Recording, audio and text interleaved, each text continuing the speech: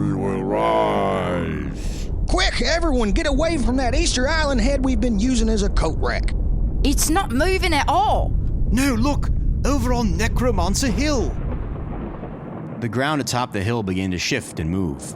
As if awakening from a long slumber, a massive figure began to climb from the earth. Across the valley, similar figures began to emerge from the ground. They were shaped like humans, buff humans, but were 10 stories tall. They were made from the same stone as the island heads. The necromancer had learned from his first mistakes. These colossuses had been built correctly, and their bodies were engineered for destruction. Unfortunately, this time the heads were really small, like regular person-sized heads. The necromancer had gotten the formulas wrong again, and as soon as the beings awakened, 10 stories worth of blood began to course through their bodies, and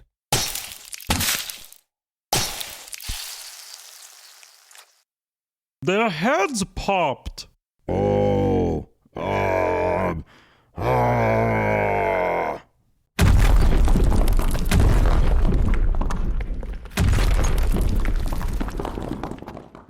You won't do the nasties to us this time, Necromancer. Yeah, you're a yellow cunt, Necromancer.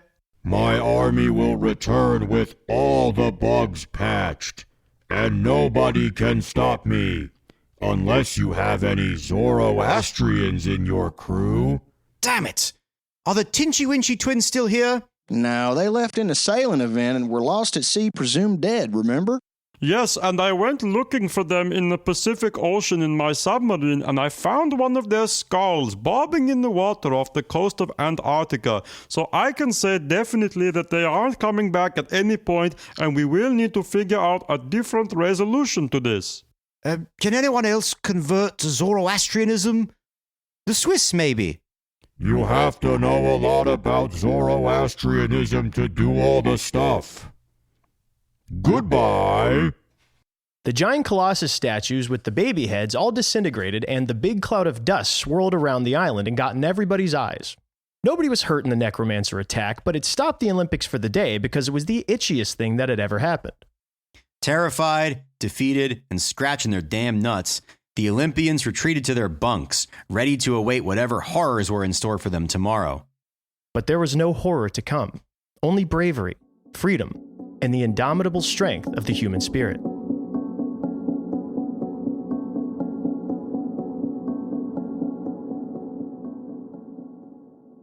The next day's events featured 2 marathons, the running kind and the swimming kind. Due to the fear of the necromancer, the 26.2-mile marathon was moved indoors. Unfortunately, the biggest room they had was Troy Helenov's 225-square-foot office, meaning the participants had to circle the room 6,918 times. Sorry, hey, ooh, sorry, ooh, oh, ow, ooh, ow. This event is terrible. Let's leave. We can't. We're stuck in the vortex. How did we not see this coming? Across the island, the longest swimming race, the 1,500-meter freestyle, had dozens of competitors who knew how stupid the marathon would be, but were still scared to be on the island. They all agreed they'd much rather swim in the rough, choppy, shark-infested waters of the South Pacific Ocean instead of the Olympic-sized swimming pool that was firmly in necromancer territory. Welcome to the 1,500-meter freestyle, which is outside and not in a room. We are back on the buoy, bobbing in shark-infested water. And we've never felt better. No one is trapped in a mad crush of runners flailing into each other. I got hit in the head, and kicked in the head several times after I got hit in the head. You made a sort of natural bridge that I could walk over to get out of the runner's vortex. Eglert 5 had not been grown in a jar for the purpose of doing this much commentary while also getting hit in the head. His already feeble mind, now under more stress than had ever been intended, made him see things. And as the swimmers take their mark, you can see 13 soot-covered traveling bums climb over a fence that just shot out of the rocks, and they're chasing a 6-inch tall creature with frying pans. This is part of the swimming event, right? Not Olympic swimming. Tootsie, do you see a dog god with armor and big human legs tickling the swimmers from behind? Ooh, Anubis. Tootsie could see all of these things because he was drunk on tiki drinks that the CIA would later use in MK Ultra. This gin Mai Tai I made is delicious. Take your mark. Beep. Does a go sound go? And they're off. The swimmers have hit the water, and Colin Mockery from Ireland has turned into a squid. Wow, look at those tentacles. Egler, do you see that disembodied head of my old coach from Pittsburgh telling you to poison the drinking water? What are you talking about? No, I don't. Oh, yes, there he is. Sorry, the moon wearing sunglasses was in front of him. But Tootsie and Eglert were about to see something else. So if you put in this much gin, well, that's a delicious gin Ricky. But if you add a shot of vodka and an egg white, that's poison. Oh my God, look, a ghost ship. I see it too, Eglert. They look like skeletons in rags. They're floating over the swimmers, right over leader Aripia Vici. Ouch, my beautiful head. Who are you? Help us!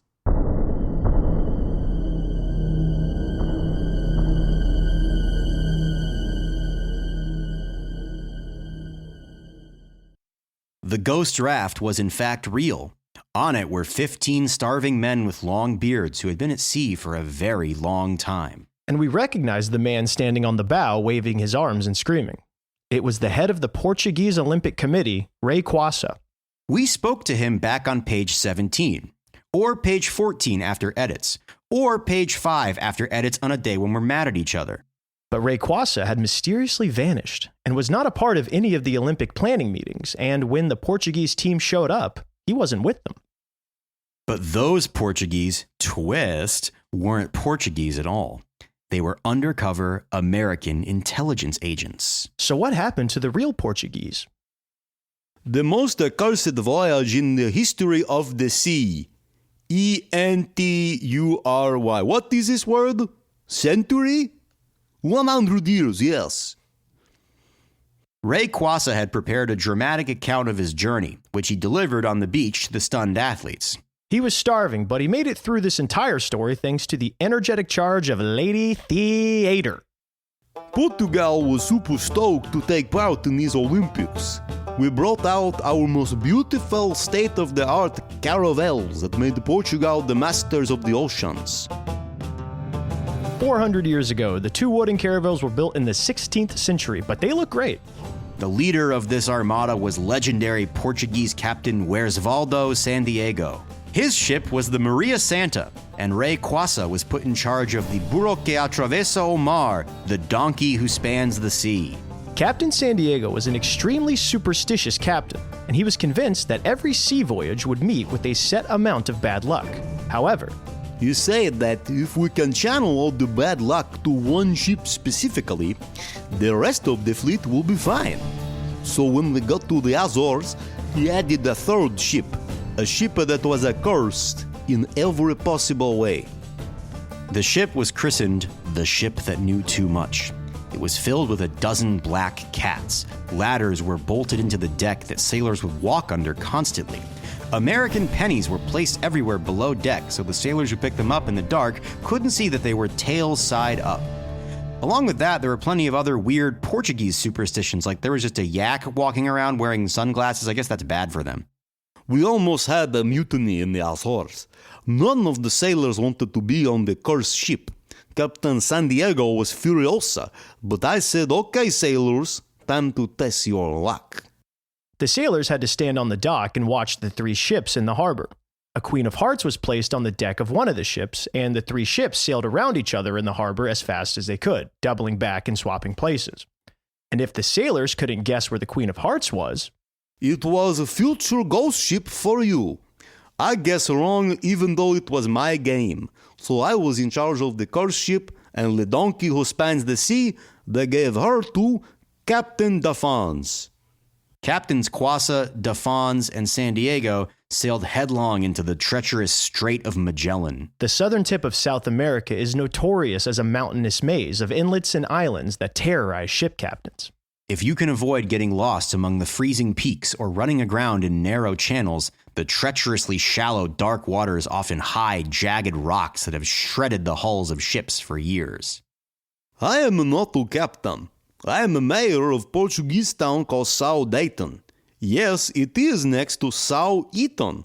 As we say, you're either South Dayton, a girl from South Eaton, or you're South Eaton, a girl from South Dayton. Does this matter to the story? Are you sure you don't want food?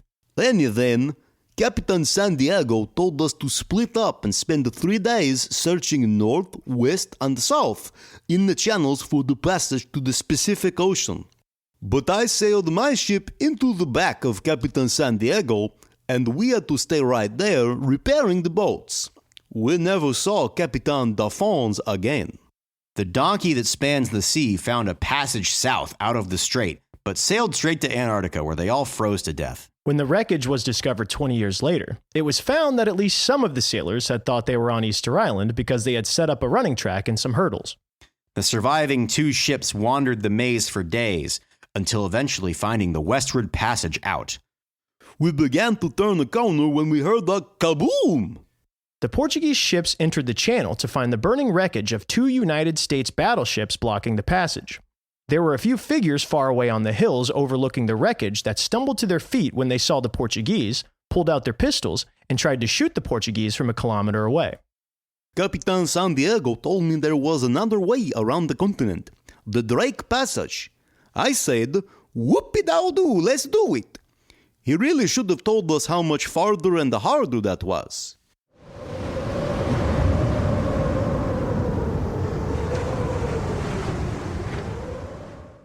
The Atlantic and Pacific Oceans meet in the most dangerous seafaring channel on Earth. With no land to slow down the currents, the waves tower over 40 feet and the winds scream. And at 60 degrees latitude south, it is freezing. In the Drake Passage, you'll need to take care, because when you're sailing through that 6, there'll be woes. I could have been the governor of Rhode Island. We were so scared of the Drizzy Passage. I was throwing up stuff I ate as a baby. We got together and said, okay, this is going to be let's stop here, take a 3-day weekend, get our heads right, and get out there on Monday. It was insanely fortunate that they stopped, because at that moment they realized they were being followed. In the distance, we saw a really big submarine submerging into the water. We knew it was the Americans. We only had a few moments before they were in firing range, so we had to come up with a plan fast. Whatever did you do? We waited until it was dark out and then took the rowboats from the Maria Santa and quietly transported all of the sailors onto the ship who knew too much. Then we set up decoys on the Maria Santa to make it look like we were still on it, to draw the enemy's fire while we made our escape. That is positively brilliant.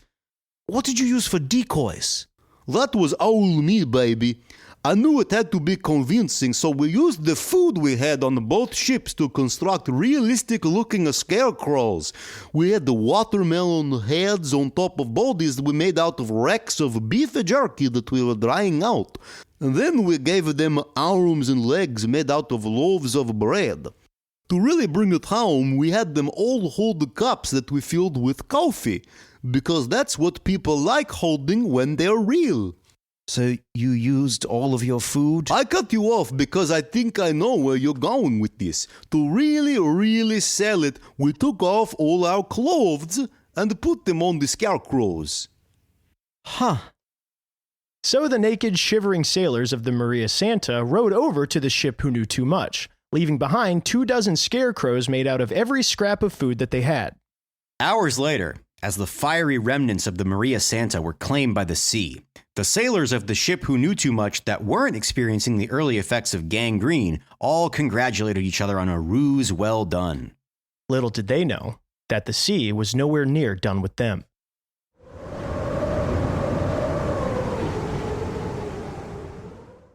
Without knowing it, we had sailed directly into crosswinds upwards of 150 miles an hour. The ship began to spin around like a ballerina, or a top, or a coin that you flick both sides of with your fingers at the same time. Or like a... We get it. The winds combined to form a mega wind tornado that launched us several hundred feet in the air. We all blacked out at once. When we woke up, we were several thousand miles away on an unknown island with the ship in 1,000 pieces. And where is this island? Ray points over his shoulder to a rocky outcrop a couple 100 yards away. Oh, that's very close. We have been waving flags at you guys every day. Oh, I thought those were local birds. But because you guys didn't see us, we had to eat all the people on the island. I don't think there are any people on that island. Not anymore, there aren't. They were weird little guys with lots of hair, but we devoured them. And you're not allowed to be mad at us. We had to do it to survive. Just like if Japan needs to drop a nuclear bomb on America at the end of this war. Speaking of Americans... The false Portuguese are Americans. Feckin' idiots! How could they betray our trust? I let them read my diary. Let's kill them. As the chaos grew, me and Will decided to leave the time room and investigate. We headed to the beach so Nate could grab some seashells for his on and off girlfriend, Annapolis, who is currently in the process of ironically selling them on the seashore. Think it's a great idea, baby. If you're listening, I love you. And this is your bi-daily reminder that you have a ferret and he will die if you do not feed him. On the beach, we ran into a very, very flustered Charlie Pussy. Charlie! Charlie, what are you doing, man? Oh, thank God! Can you guys help me? What the fuck's going on, dude?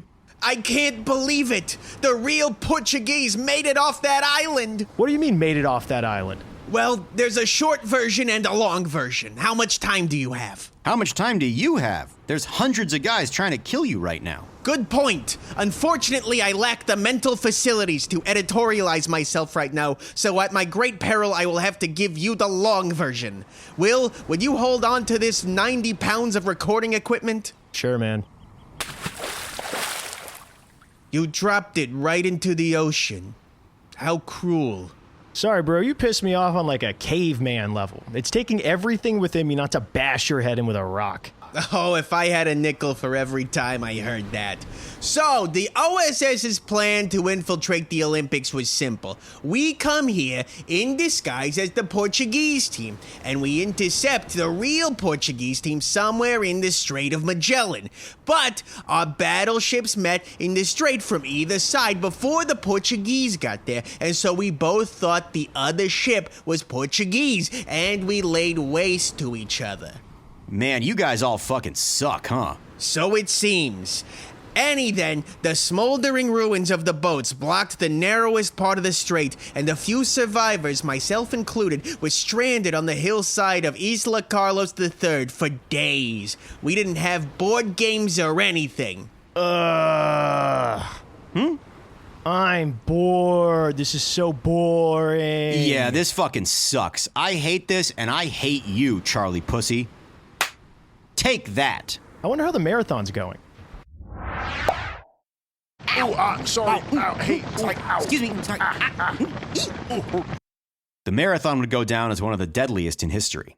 Troy and William Nilliam were furiously counting the progress of each of the runners on two large abacuses. But their precarious counting system collapsed when William Nilliam was sucked into the runner's vortex. William! What lap are the Tibetan monks on? Can't. Vortex. Counting beans. 2,000. Oh, my shin. It turns out running in a circle in a very small room is exactly how Tibetan monks pray. So 3 monks who all share one incredibly long Zumaluma style name took home the medals. When the running vortex finally stopped, half the monks and most of the other competitors fell to the floor, dead. They had been kicked in the shins so many times that they died. That shit hurts. All right, kind of what we expected. So, Charlie, when did you become aware of the Portuguese crash landing on the island? Oh, about 5 days ago. We were standing on a cliff when we saw them, and we ran in place for a moment, and then all accidentally ran into each other and knocked ourselves out. When we came to, we wanted to get a closer look. Closer look. What? Take that. Continue. at what they were doing. So I pulled out my telescope from my astrology kit, which made everybody who made fun of me and made me eat glue and dress up like a girl for being a nerd real nice to me for a moment, and we saw that they were feasting on meat. Oh yeah, they were fucking eating the locals. Isn't that awful? People? Yeah, short, hairy people. That island is completely uninhabited. There's only goats there. That's what they were eating. They thought goats were people? Dan, that's about as Portuguese as it gets. We figured that once they ran out of goats, they'd be screwed, so we kind of chalked it up as a win. But I'll be damned, it really looked like they figured it out. Our cover is completely blown. So what are you guys gonna do? OSS protocol for situations where you are trapped behind enemy lines is to face whatever direction America is and try to shout help loud enough to be heard. We split up, and if we're not rescued, we're set to meet up at the barracks at 10 p.m. on the dot. Wait, you're going to meet up where the beds are at bedtime? Last place they'll think to look. Right, but it's not that they're not going to be looking there. They're just gonna be there. We'll see. We'll see. Now, I just remembered that we disguised the distress beacon as a grain of sand, so if you'll excuse me, I'm going to see if this one is it. No, maybe this one, or this one. Got a good feeling about this one. No. After the chaos settled, everybody retreated to their bunks early. Tomorrow was their first scheduled day off in weeks, a much-needed day of rest after the truly insane amount of tribulations they had recently suffered through. They slept in, and when they awoke, they headed to the mess hall, excited for the big breakfast they were promised by Troy Helenov. Hello, that is my hungry rooster noise. I am very so hungry. Good morning, everyone. Please settle down, settle down. I have an announcement to make. Hello, good morning. Me and my friends are dying for our first real meal, as we have been marooned for many days. Chicken and waffles, perhaps? Actually, scratched out. Thanks to the nightmare that we've endured, we've discovered that those taste exactly like human flesh. So maybe just chicken instead. Well, about that, due to some unforeseen circumstances, there will be no breakfast, or lunch, or dinner, ever again. The fuck did he just say? This must be prank, like sack of Constantinople in 1453. Now. Troy, buddy, I'm not going to let you take the rap for this one. Boys, hand up. This one is on me. Oh, really? No shite. Yeah, you see, it was really just an instance of basic miscommunication, which I think we can all accept as inevitable folly of human nature that we can all relate to. You see, basically what had happened was, a few days ago when I had misplaced them rotten corpses of our comrades in y'all's beds, Troy was not too happy with me. He told me that I had desecrated these corpses enough and that we had to find a way to preserve them so that we could get them back to their families when all this is over. So I figured, well, what's the best way to make sure meat stays fresh? Freezing that shit. How do you freeze stuff? You make it cold. What's cold? Antarctica. How far is Antarctica? At least 50 miles away. That's too far. What's cold and closer? Russia. Warmer. That's funny. Warmer and colder. What's the word for when words are opposite? Antonyms. Anton, my buddy, died. I gotta freeze his body. Freezer. We have a freezer. So I tossed him in the freezer with all the food. I remember being taught, I was in college, that germs cannot exist in freezing temperatures. Only now am I remembering that my professor was saying worms cannot survive in freezing temperatures, which makes sense because it was a wormology class. So yeah, my bad, y'all. But don't worry, I will make it right. There is no possible way for William to make it right. There is no scenario in which we can find enough food in the next few days to survive. We are entirely out of food now. But nobody leaves this room.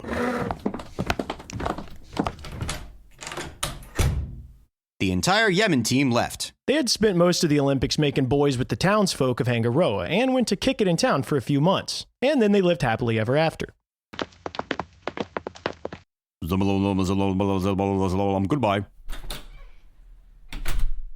The surviving Tibetan monks left too. They were only really in it for the marathon and the beer Olympics. They had spent their downtime building a monastery and micro farm on the island, which opened immediately that day and was full of college dropout backpackers from California with early in life drug problems. And everybody else was about to eat each other. We have to have a very serious conversation. We have to determine the order of cannibalism. Legs first, then arm. Head not taste so good though. If you're going to eat someone's head, make sure they're very, very stupid. Too much smartness and thinking makes the meat in your head taste bitter oddly. Nails are tasty, like peanuts. I meant, who are we eating? If the unthinkable should come to pass. We should eat who sucks the hardest at the Olympics. Yes. Who is it last? They are probably fat. William, can we get a count of the medals? Yes, let's see. Yemen, Tibet, and San Marino. Andorra has 9 medals. Aye, ouchie boo! And everybody else is tied for last with 6. Shit! Oh boy, line up. Time to eat. I want you and you and you. I put in a soup. You try to put me in a soup, and I'm gonna make you into delicious green juice. Oh, wait, I missed this. Bhutan actually has 0. Yum, yum, Oh, yum. delicioso. Hey, hey, fuck that. I do too have medals. What about the 100-meter sprint? Didn't I place in that? Well, some of the people gave up because it was too long, and only 2 humans beat you. But I saw a lizard run into the track, and he also beat you, so you were 4th. Yeah, but what about the pommel horse? They told me I finished 2nd in that. Oh yes, they were messing with you. I see. And then they thought better because of my warrior spirit. No, they were going to put you on the podium and then dump a bunch of bug guts on you, but then they were like, this is genuinely not even worth it to mess with this guy. Like, it's actually not worth the effort. This is not a reflection on me at all. I am doing everything right. Stop stalling, let's do it. Let's eat him now. We ate a guy who was exactly his size and we all loved it. 80-20. Perfect for burgers. I don't have to take this from you, narps. I've had every event rigged against me this Olympics. This is the last straw. I'm gonna become evil. Step aside, wastrels. I'm taking my talents to the necromancer. With Jongarud and Warren Sapp gone, the teams agreed to let the winner of the pentathlon determine who they wanted to eat first. The pentathlon wasn't supposed to be held that day. It was supposed to be saved for the final day. But all of the events of the pentathlon conveniently could be modified to give bonus points if anyone used them to find food. The first event was a 4-mile swim race between 2 points on Easter Island, an event that would take hours now that the good swimmers were gone or dead. However, athletes would have 15 minutes shaved off their total time for each fish they found. They would also accept sea urchins and crabs. And wee man Steve-O from Switzerland dives down for the 10th time. He's back up, and he's got a rock. Oh, joy of joys. We're finally saved. Thank God, a rock. We can eat those, right? No. It looks like Ireland's Vance Bagger tried to swim to New Zealand, turned around, and came back. Oh, yes, he's miles away. Oh, but he's holding his arm up. A halibut. You can see that far? Not at all. I'm actually legally blind, but I am receiving telepathic messages from Vance delivered directly to my brain in a language only we can speak. Digak fa fa Nfiblib Reebly Zaumar. Minutes later, Ermagerd Fubug and the entire Turkish team managed to surround a reef shark and bring it to the shore. William Nilliam argued that this was still only one fish, and they would have to split the 15-minute bonus 12 ways. During this argument, the shark escaped. Once the swimmers were on land, they went directly into the running event. The running event had no set distance. It was supermarket sweep using the one grocery store in Hangaroa. Every athlete had to run into the store, put as much food as they could steal in their own shopping cart, and run out. And whoever had the most valuable haul of food won the gold. We have security camera footage of this event, even though it's 1944, and it has audio.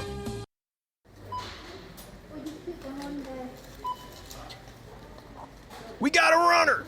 Ah, Boog, the turkey, catch! Dang it! It is filthy now. I can't eat that turkey. Do not worry. I have 6 bags of pine nuts inside my robes. Very little nutritional value, but they're very expensive. Hello, I would like to buy some eggs, please. You don't need to tell me that. I just scanned it. 1 carton? Brown or white, it does not matter. Competitor after competitor ran out with arms full of food. As it piled up, the Olympians began to feel hope again. This could last them for weeks. The only Olympian who didn't grab as much food as he could was Joan Rivers. What the hell, man? Why did you just grab 1 carton of eggs? Andorran people can live for years off 12 eggs. But then someone made a horrifying discovery. What the fuck? All these cereal boxes are filled with toilet paper. And there's no pretzels in here, just a tuta broches. Those bastards! It's all the toiletries they stole on day 4? Wait, let me check. Yeah, day 4. Well, at least we have this apple.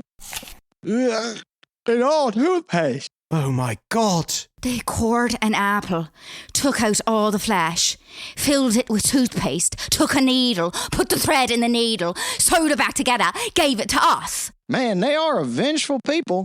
They are dastardly. They have all this time to themselves on this isolated island to plot and scheme. The Hangaroans had taken all of the food out of the store and replaced it with the toiletries they had stolen weeks ago.